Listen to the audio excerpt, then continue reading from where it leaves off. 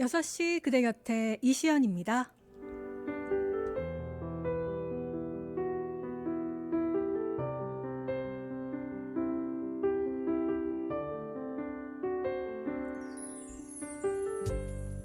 산을 보고 삿대질을 한다면요. 산이 손해일까요? 내가 손해일까요?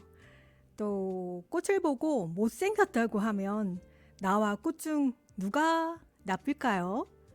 그 꽃을 예쁘다고 하면 누가 좋을까요?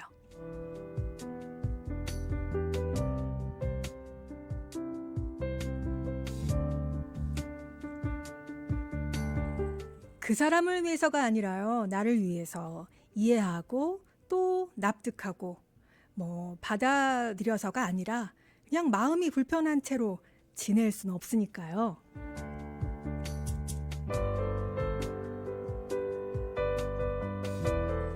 미워 죽겠는 그 사람 때문에 그 마음 때문에 하루를 손해볼 수는 없잖아요.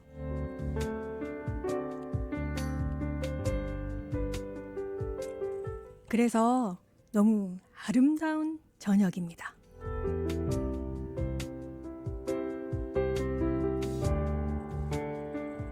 여섯 시 그대 곁에 이시연입니다. 아침에 눈을 떴을 때 텅 빈 방 안에 나 홀로 정키 홀로. 빈자리 거닐면서 많은 생각들에 잠겨 지워질 수 없는 기억 돌이킬 수 없는 우리 헤어날 수 없는 나와 멀어져만 가는 너를 바라봐 누군가 한 말처럼 언젠가 만날 거라 그렇게 우린 헤어진 거야 집에 오는 길을 홀로 텅 빈 방 침대에 홀로 너와의 기억에 홀로 나 홀로 무뎌질 가슴 안고 추억 속에 살아 홀로 방 안에서 깨면 홀로 늘 있던 네가 없어 익숙해지겠지 나 홀로 그때를 기억하니 너와 내가 우리란 말로 함께 할 수 있었던 그날의 사람들을 잠시 맞잡았던 두손 참아놓을 수 없어 붙잡았던 우리라 해도 그립고 그리워 그저 바라만 봐야 했어 누군가 한 말처럼 언젠가 만날 거라 그렇게 우린 헤어진 거야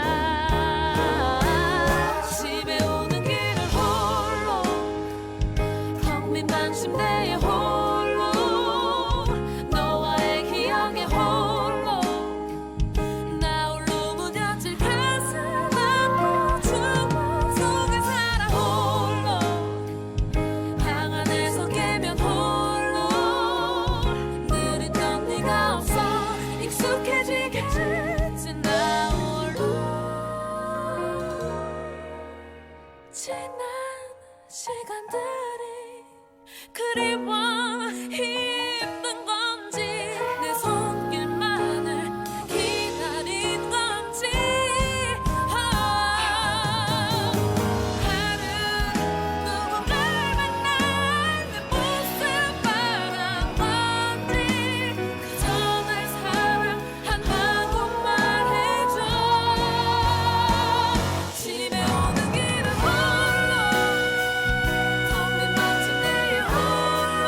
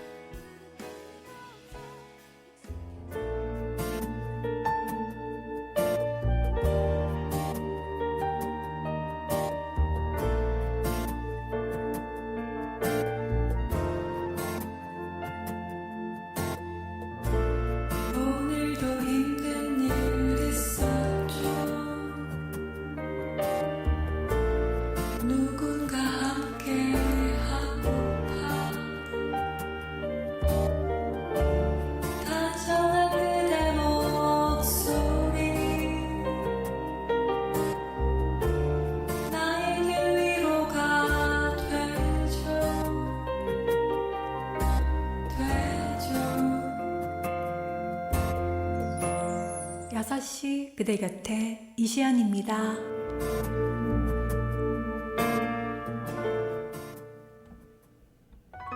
네, 6시 그대 곁에 이시연입니다. 네, 여전히 아들 선호 사상은 조금 남아 있죠. 예전에는 뭐 아들을 낳기 위해서 딸을 계속 낳는 집이 굉장히 많았어요. 또 아들 낳기 위한 비법들이 알려지기도 해서 어디 가서 뭐 코 하루방울 만져라, 뭐 아들 낳은 집 속옷을 가져다가 구해와라. 근데 이제는 딸을 낳기 위해서 딸 낳는 비법이 굉장히 많이 검색되고 있다고 합니다. 주변에서 딸 둘은 금메달, 딸 아들은 은메달, 아들 둘은 목메달 이렇게 이런다고 합니다. 남아 선호 사상이 강했던 거는 뭐 불과 바로 얼마 전 일인데 이렇게 또 세상이 또 바뀌어가네요. 딸을 선호하는 데는 여러 가지 또 이유가 있는데요. 자녀 세대보다 부모가 더 못 사는 시대가 오면서 아들에게 부양을 바라는 부모가 사라지고요. 자녀와 그 교감을 더 가치 있게 여긴다, 이런 이유를 냈습니다. 이런 면에서 보다는 뭐 아들보다 딸이 훨씬 낫죠. 교감하는 면에서는요. 그러니까 경제적 가치보다는 정서적 가치로 옮겨갔다, 이렇게 말하고 있습니다. 요양병원에서도 보면요, 딸은 부모가 뭐 이렇게 좋아하는 음식들도 해오고 생필품도 이렇게 가져오고 면회 시간도 꽉 채워서 굉장히 살갑게 스킨십을 하다 가지만 아들들은 대부분 10분만 있다고 간다고 합니다. 뭐 이 원장님 말이에요. 그리고 끝까지 연락을 잘하고 잘 케어하는 자식은 그래도 딸이더라. 이렇게 얘기하고 있습니다. 그런데도 보면은 뭐 이렇게 조금이라도 이제 부모님들이 뭘 좀 물려주고 싶으신 게 있다 보면은 딸보다는 또 아들에게로 많이 두시더라고요. 아무튼 뭐 옳다고 생각했던 것들이 이제는 머지않아 바뀌는 세상입니다. 하지만 취향은 확실하게 오늘도 여러분의 감성과 정보를 함께 나눠봅니다. 지금도 비가 오고 있는지 모르겠습니다. 여러분 안전 운전하시기 바랍니다. 오늘은 3월 2일 목요일입니다. 라디오 청취자 15만 8,112명을 향해 가고 있고요. 희망사항입니다. 유튜브 동시 시청 800명. 네, 역시 희망사항이죠. 오늘도 살아가는 이야기 함께 나누고요. 비가 오면 더 좋아지는 감성 음악으로 오늘 1시간 꼭꼭 채웠습니다. 이 방송은 AM790, FM96.7에서 들으실 수 있고요. 스마트폰 앱을 이용하시면 깨끗한 음질로 장소 제한 없이 들으실 수 있습니다. 유튜브에 애틀란타 라디오 코리아 검색하시면요, 실시간 보이는 라디오로 시청하시면서 채팅 소통까지 하실 수 있습니다. 여기는 행복한 습관 6시 그대 곁에 이시연입니다.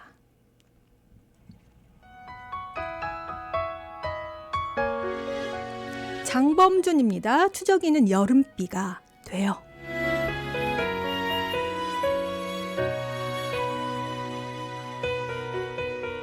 안녕이라 그 말은 하지 마세요.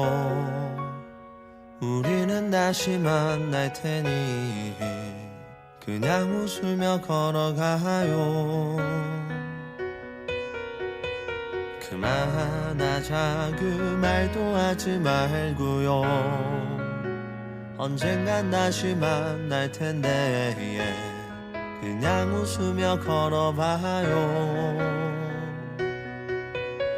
넌 어떤 마음으로 또 생각에 잠겨 이 길을 걷나요? 네가 원한다면 흐린 날에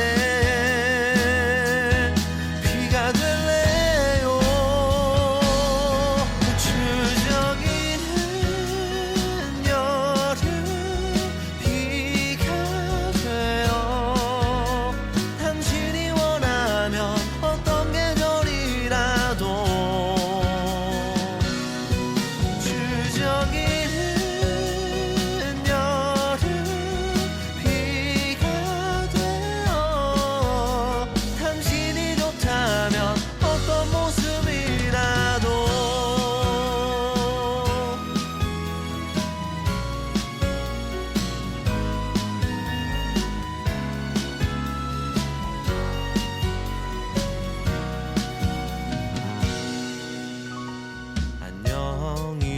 그 말은 하지 마세요.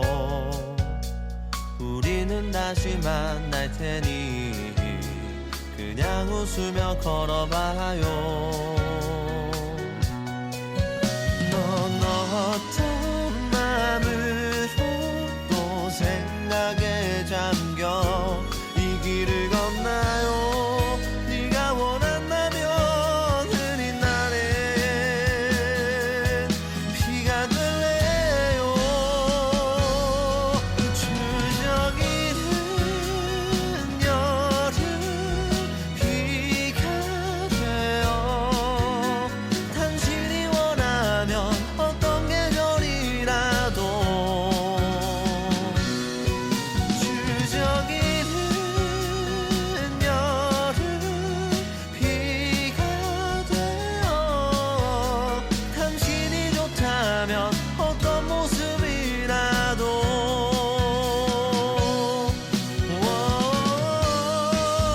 흐린 마음이 거리를 지나 새어갈 때 그녀 말했어. 너무나 짧았던 너와 나는 이 길이 끝날 때 주르르르 여름 비가 돼요. 당신이 원하면 어떤 계절이라도 추적이는 여름 비가 돼요. 당신이 좋다면 항상 당신이 말했던 환상 네가 내게 줬던 그 어떤 맘이라도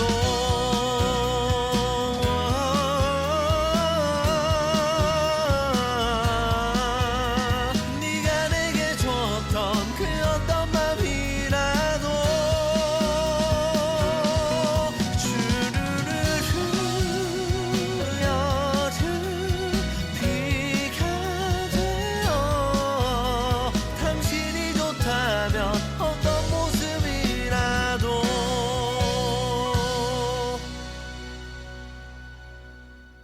장범준의 곡이었습니다. 추적이는 여름비가 돼요. 들어봤습니다. 오주의 맙소사님. 저희가 아들과 딸에 대해서 막 얘기를 나눴는데, 그래서 애틀란타로 한인들이 많이 몰려요. 아들 난다고. 아들 난다. 아들 난다. 저 한참 봤어요. 아들 난다고 해서. 특히 달라스에서 많이 오신대요. 달라스. 너무 재밌네요. 감사합니다. 어제 맙소사님. 네, 잠깐 광고 듣고 오겠습니다. 태희가 직접 사용하는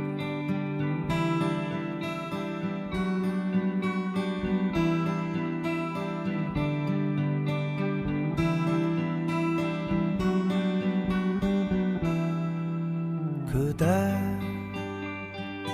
떠나는 날에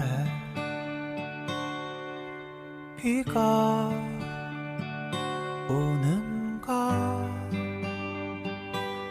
하늘도 이별을 우는데 눈물이 흐르질 않네. 슬픔은 오늘 이야기 아니요. 두고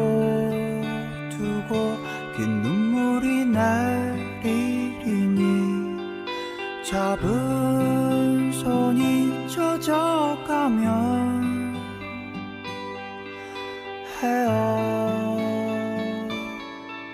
헤어지나. 그대 떠나는 날에 비가 오는가 저무도록 긴 비가 오는가.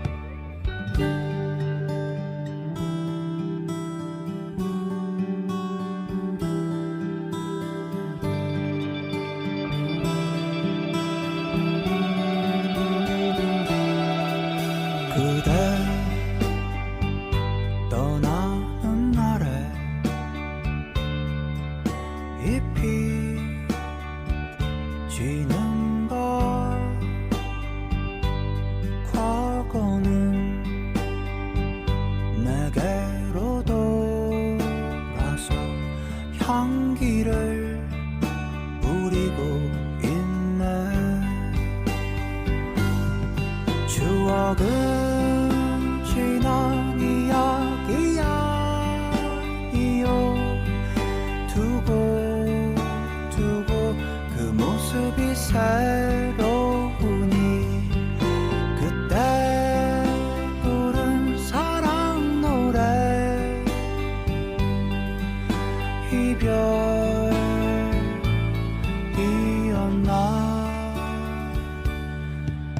그대 떠나는 날에 잎이 지는가. 처음부터 긴 이별이었네.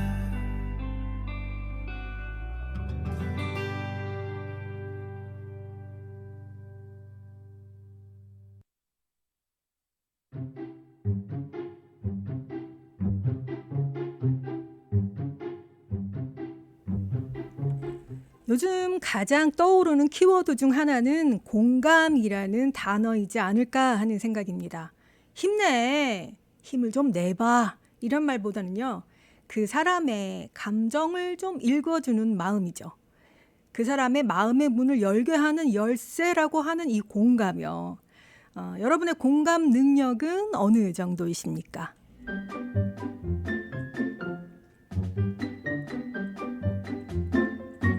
한 아이가요, 공원에서 신나게 놀다가 미끄러져 꽈당 넘어졌어요. 아이는 막 큰 소리로 울기 시작했습니다. 엄마 A, 아이고 어떡해, 얼마나 아이고 아프겠다. 엄마 B, 사내 자식이 씩씩해야지, 울면 어떡해. 뚝, 조심했어야지. 엄마가 조심하라 그랬어, 안 했어?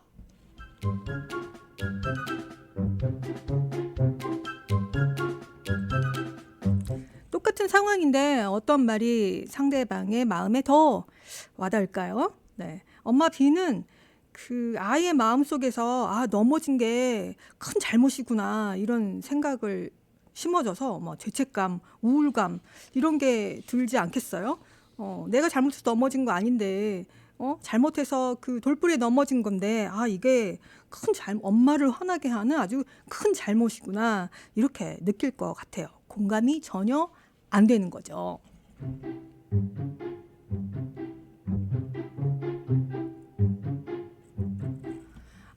일주일 내내 새벽 3시, 4시 야근을 했다니까. 무슨 회사가 사람한테 이렇게 일을 2인분씩 시켜. 진짜 피곤해 죽겠네. 이렇게 푸념하자 옆에 있는 친구가 말했습니다. 친구 A. 야, 무슨 그런 회사가 다 있냐? 정말 진짜 피곤하겠다, 야. 주말이라도 좀 푹 쉬어라. 친구 B. 야, 회사 옮겨.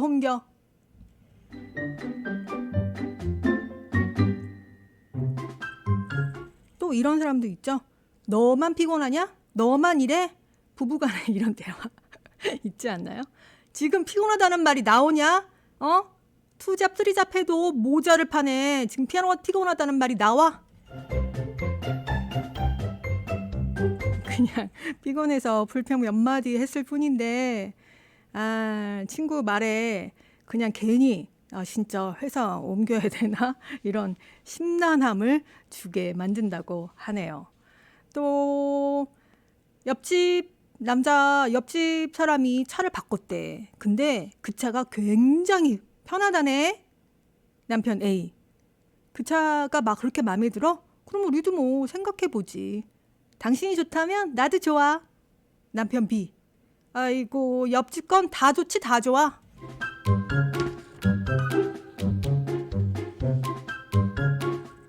그 아내 마음은 얼마나 또 불편할까요? 그냥 뭐 말한 것 뿐인데, 약간의 부러움을 표현했을 뿐인데 이렇게까지?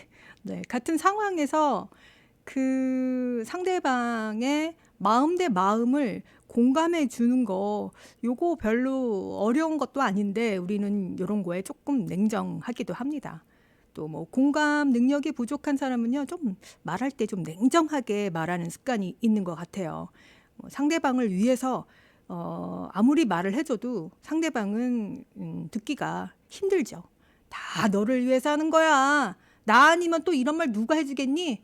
이런 거 좀 많이 듣던 말이죠, 여러분. 인간관계에서는 공감은요. 감정과 연결 지을 수 있는 이 필수 과정이기 때문에 이거는 가족 간에 또 친구뿐만이 아니라요. 업무상 만난 사이에서도 마찬가지라 그래요. 또 사업적으로 만난 사이라 하더라도 이 공감 능력을 발휘해야 훨씬 더 발전된 결과를 얻을 수 있다고 합니다. 결국 모든 것은 말인 거죠, 말. 나의 말투, 나의 언어, 습관. 뭐 나는 원래 그래. 원래 농담이야, 농담. 그렇지만 난 뒤끝이 없어. 뭐 이렇게 말하지 말고요. 공감이 있는 다정한 말투. 그 공감의 능력을 한번 체험해 보세요. 일단 돈이 안 들잖아요.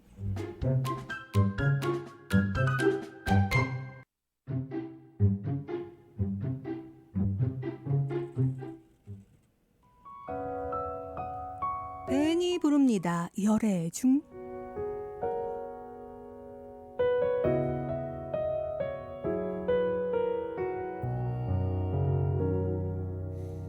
아직 이별 중인 나에게 끝이 아닌 것만 같아서 다른 사랑 중인 너지만 나는 아직 너와 열애 중. 나도 너만큼만 헤어지고 싶어. 아니 너보다 더 행복하고 싶어. 너는 어떻게 날 잊었는지 가르쳐줘. 아직 이별 중인 나에겐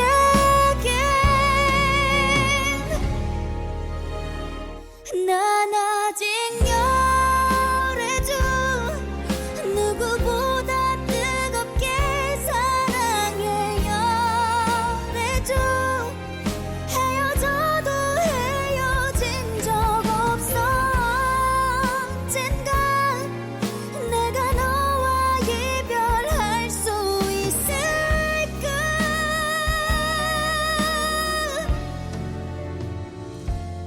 너만 모르게 나는 아직 너와 열애 중.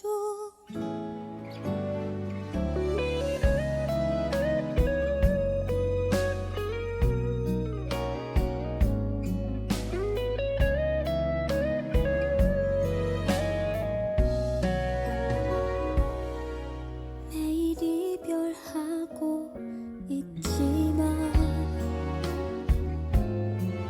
아직 너를 기다리는 중. 나도 너만큼만 못돼지고 싶어.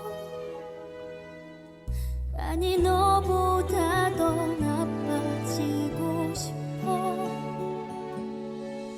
너는 어떻게 날 잊었는지 가르쳐줘. 아직 이별 중인 나에겐 난 아직 열애 중. 누구보다 뜨겁게 사랑해 열애 중. 헤어져도 헤어진 적 없어. 언젠가 내가 너와 이별할 수 있을까. 아무도 모르게 여기서 널 멈추면 정말 이별이 될까봐. 그게 마지막이 될까봐.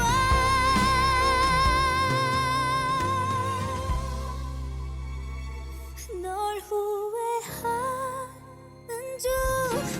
누구보다 너를 많이 원망하는 중. 미워해도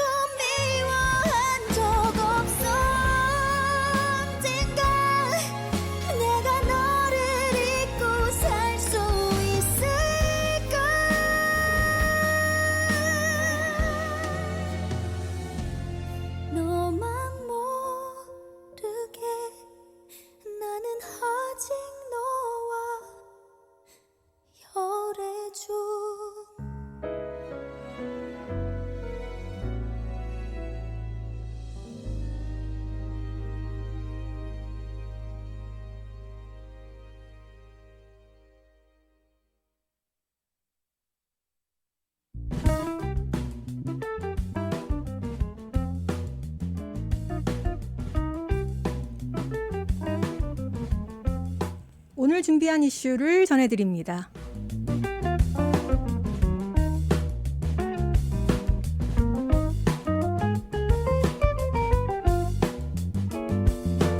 항공기 탑승할 때요, 가장 안전한 좌석은 어디일까? 한 번쯤 이렇게 좀 생각해 보게 되는 이슈인데요. 영국 매체에 따르면요, 항공기 뒤쪽의 중간 좌석, 요 좌석이 생존율이 가장 높다고 하네요. 지난 35년간 미국 연방 항공국에서 기내의 그 좌석별로 사망률을 조사했다고 해요. 그 결과 비행기 앞쪽 좌석에 앉는 사람의 사망률은요 38%고요. 중간 좌석에 앉는 승객의 사망률은 39%, 반면 항공기 뒤쪽의 사망률은 32%로 가장 낮았다고 합니다. 또 창가 자리보다는요, 가운데 자리가 좀 안전하다네요. 가운데 앉아 있으면 양쪽에 그 사람들이 좀 완충 작용을 해서 생존율이 조금 더 높아진다는 보고라고 하네요.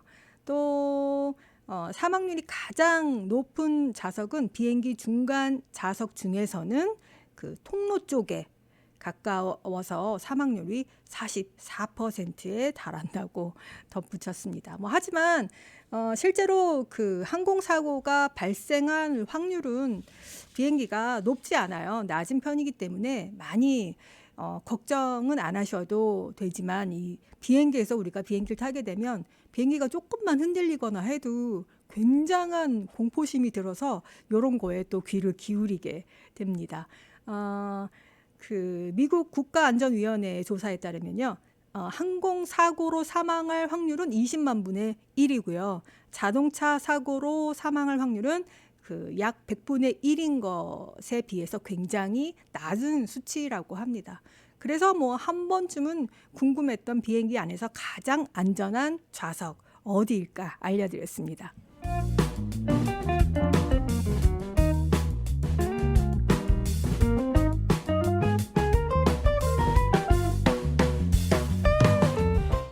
오뚜기 기업을 가뚜기라고 하죠.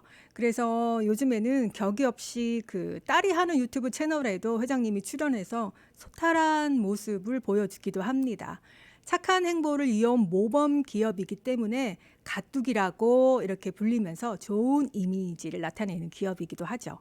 한국의 그 역도의 전설이라고 불리는 장미란 선수요. 장미란 선수가 그 오뚜기와의 후원 미담을 공개했습니다. 마치 키다리 아저씨였다. 키다리 아저씨 같이 나에게 굉장한 고마움을 줬다. 이렇게 말하고 있습니다. 어제요, TVN의 예능 프로그램 유키즈 온 더 블록 거기에 출연했는데, 선수 시절에 자신을 조용하게 후원해준 고 오뚜기 함태호 회장님에 대한 얘기를 방송에서 들려줬다고 합니다.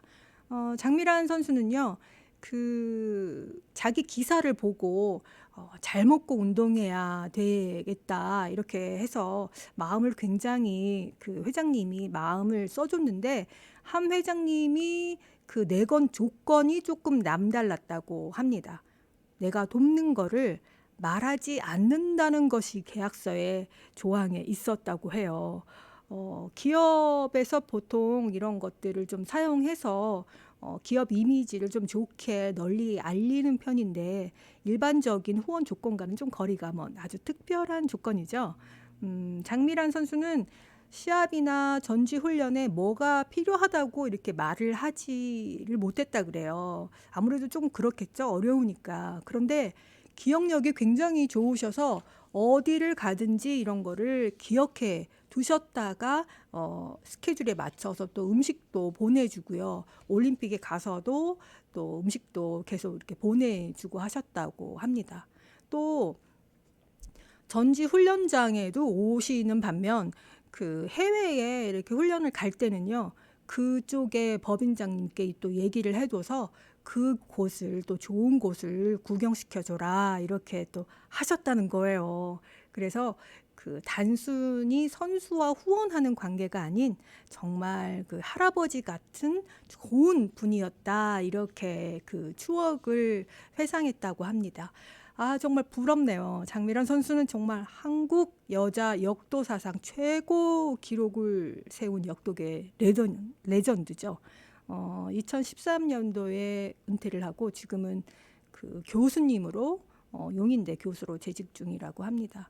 그 장미란 선수의 방송을 본 그 손녀요, 뮤지컬 배우죠, 하면지 씨는 그 또 인스타그램에 인증샷도 올리고 또 언니 너무 사랑해요 이렇게 훈훈하게 그 미담을 또 전했다고 합니다. 참 또 기분 좋은 따뜻한 얘기네요.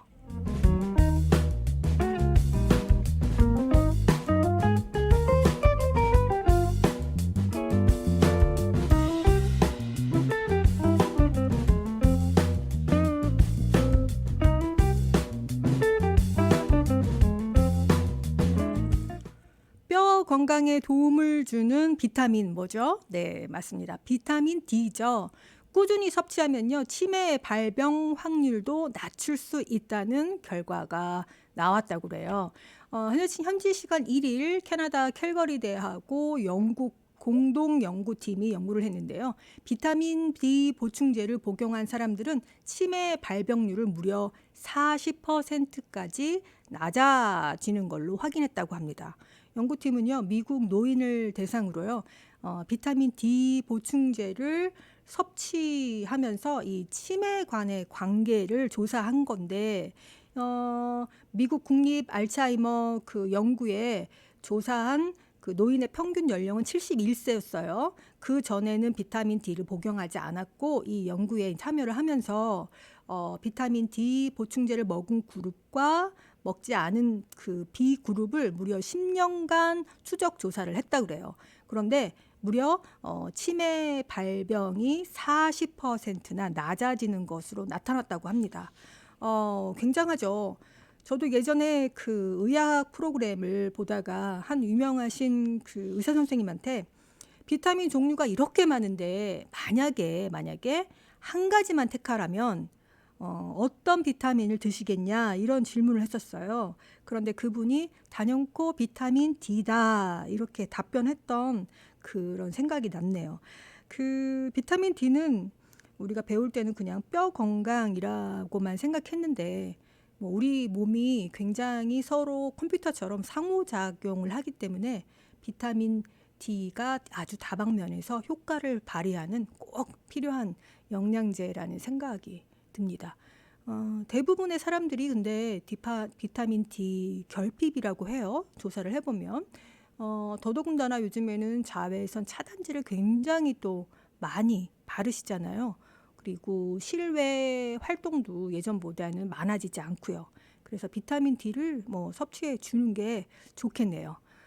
이 연구 결과 비타민 D 섭취가 치매 예방 또 발병의 지연 효과고 있다고 하니까 가격도 저렴하죠. 비타민 D 안 먹을 이유는 없겠네요.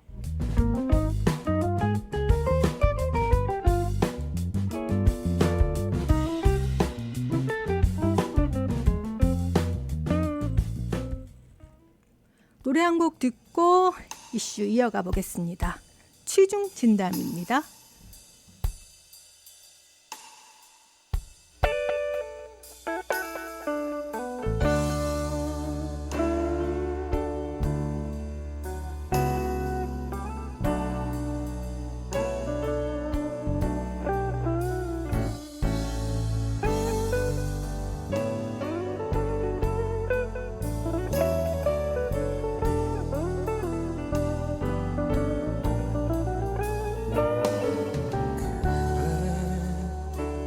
난 취했는지도 몰라 실수인지도 몰라 아침이면 까마득히 생각이 안 나 불안해할지도 몰라 하지만 꼭 오늘 밤에 해야 할 말이 있어 약한 모습 미안해도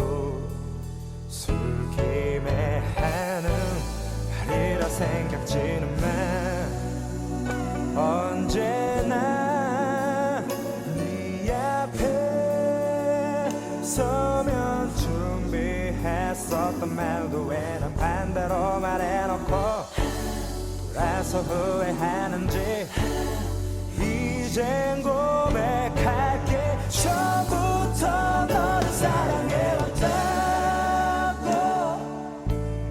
이렇게 널 사랑해 어설픈 나의 말이 촌스럽고 믿어도 그냥 하는 말이 아니야 두 번 다시 이런 일 없을 거야 아침이 밝아오면 다시 한번 품에 안고 사랑한다 말할게 자꾸 외우기만 하는 거니 농담처럼 들리니 아무 말도 하지 않고 어린애 보듯 바라보기만 하니 언제나 네 앞에 서면 준비했었던 말도 왜 난 반대로 말해놓고 돌아서 후회하는지 이젠 고백할게 처음부터 너를 사랑해왔다고 이렇게 널 사랑해 어설픈 나의 말이 촌스럽고 아무 얘기나 늘 이런 얘기하는 그런 사람은 아니야 만큼이나 나도 참 어색해 너를 똑바로 쳐다볼 수 없어 자꾸만 아까부터 했던 말도 애매한데 하지만 오늘 난 모두 다 말할 거야 이렇게 널 사랑해 어설픈 나의 말이 촌스럽고 믿어도 그냥 하는 말이 아니야 두 번 다시 이런 일 없을 거야 아침이 밝아오면 다시 한번 내 품에 안고 사랑한다 말할게 널 사랑해 이렇게 널 사랑해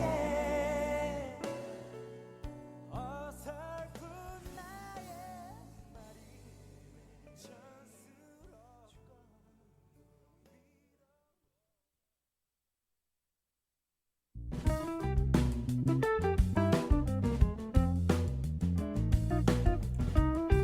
이슈 이어가 보겠습니다.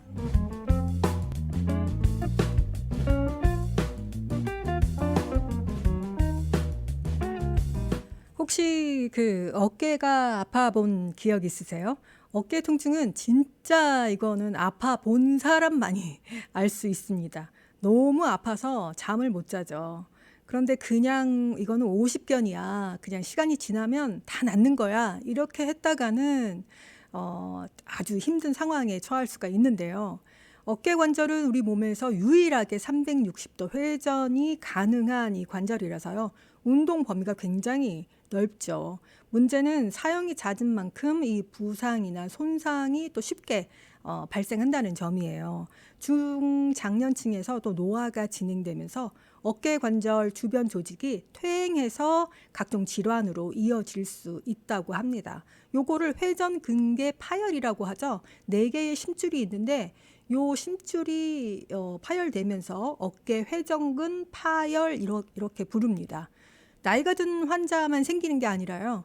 젊으신 분들도 만약에 어깨를 자주 사용한다면 운동선수 같은 경우에 또 야구선수, 셰프, 또 악기 연주자들 이런 경우에도요. 흔하게 회전근개 파열이 자주 발생합니다.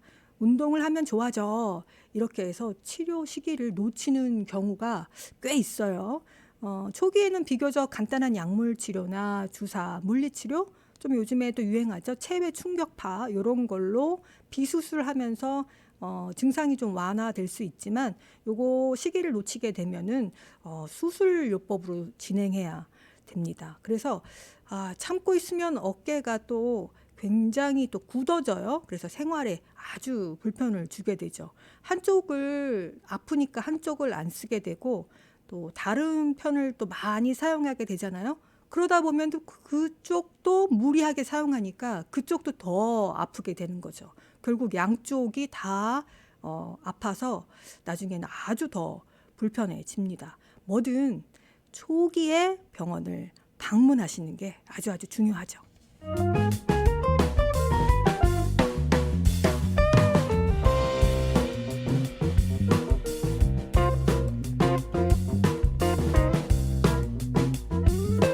네, 본격적인 이제 봄이 되면서요. 이제 겨울 옷들을 좀 세탁해서 넣어둘 때가 됐죠.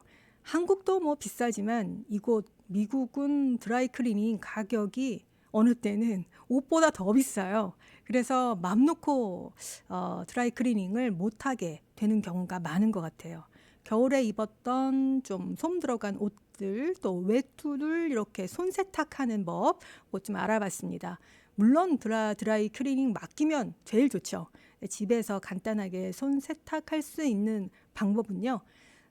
세정력이 강한 세탁제보다는 때 잘 지워지는 거 뭐 이런 거보다는 중성 세제 좀 순한 거 유아용 비누가 있다면 이런 것도 괜찮다고 합니다.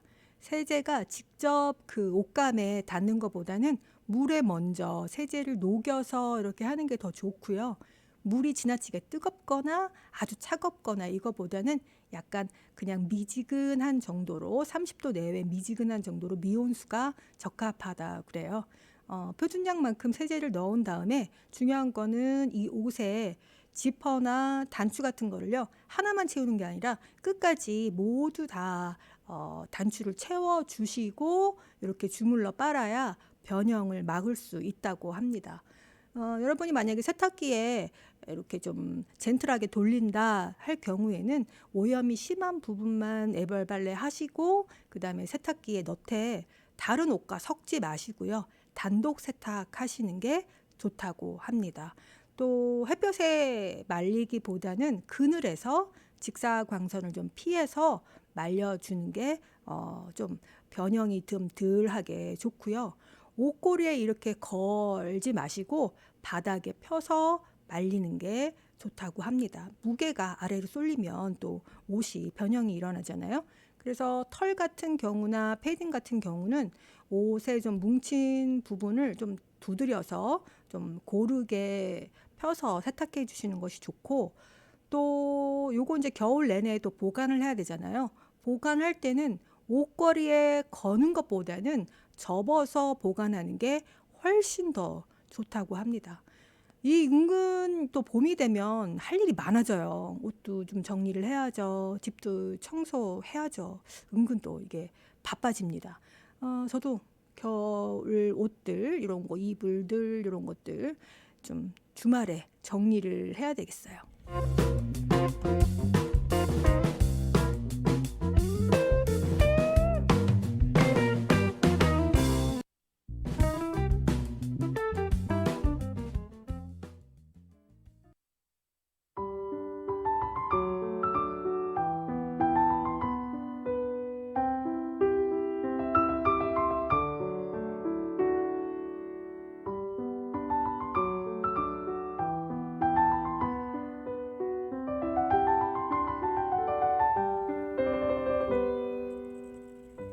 한 시간이 뭐 후딱 가버렸네요.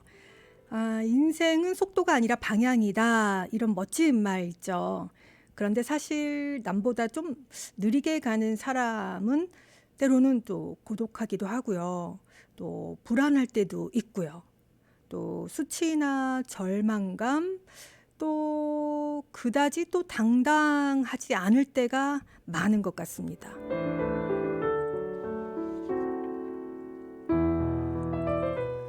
그리고 이렇게 계속 느리게 가다가 결국 도태되는 건 아닌지, 또 빠르게 달려가는 사람 등 뒤를 또 바라보면 불안해질 때가 있죠.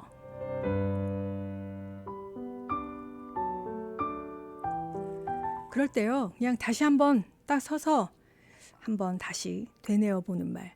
느리게 가더라도 방향이 맞으면 괜찮다. 인생은 속도가 아니라 방향이다. 삶이 속도에게 지배당하지 않도록 시계보다는 나침판을 보는 삶을 살자.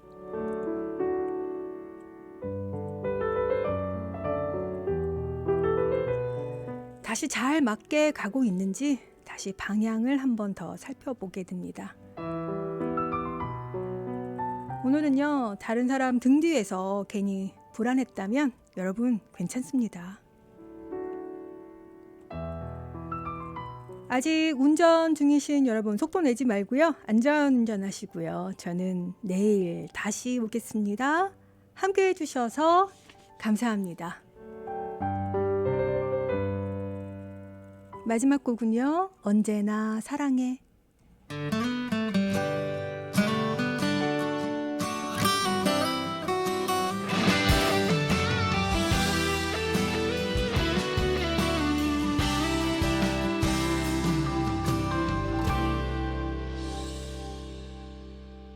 둘이 손잡고 걸을 때 마주보며 또 웃을 때 사랑한다 말하지 않아도 알아. 널 만나러 가는 길에 내 입가에 늘 환한 미소만이 흐르고 있어. 사랑해 너를